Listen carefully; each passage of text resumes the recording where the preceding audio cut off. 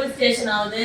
அதே மாதிரி பாத்தீங்கன்னா இங்க பாண்டிச்சேரியில இன்னும் அதிகப்படுத்தினா அட்லீஸ்ட் பெண்களுக்கு ஒரு பிரச்சனைன்னு சொல்லும் போது அந்த இடத்துல போய் பேசுறதுக்கு சரி நம்மளோட இனத்தை சேர்ந்த மக்கள், அதாவது நான் சொல்ற இனம் அப்படிங்கிறது பாத்தீங்கன்னா பெண்கள் தான் சொல்றேன், அந்த இடத்துல உட்கார்ந்தாங்கன்னா அவங்களுடைய பிரச்சனைகளை காது கொடுத்து கேட்பாங்க.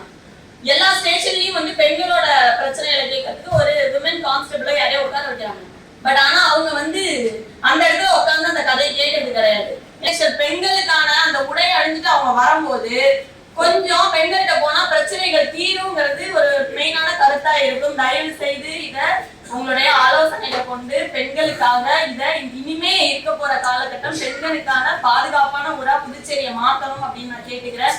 மாண்புமிகு முதல்வர் அவர்களிடத்துல இந்த பிரச்சனையை கொஞ்சம் கருத்தில் கொண்டு பெண்கள் போலீஸ் ஸ்டேஷன் அதிகப்படுத்தணும். பெண்கள் இது வரைக்கும் கிட்டத்தட்ட பாத்தீங்கன்னா 440 பேர் தான் போலீஸே ஒட்டுமொத்தமா இருக்காங்க பெண்கள் போலீஸ் ஸ்டேஷன். அதாவது 0.05 1% கூட கிடையாது. நம்மளோட ஜனத்தொகைக்கு 1% கூட கிடையாது. சோ பெண்களுக்கான இடத்தையும் பெண்களுக்கான பாதுகாப்பையும் இந்த அரசாங்கம் உறுதி செய்யணும் அப்படிங்கறத இந்த இடத்துல நான் கேட்டுக்கிறேன். நன்றி.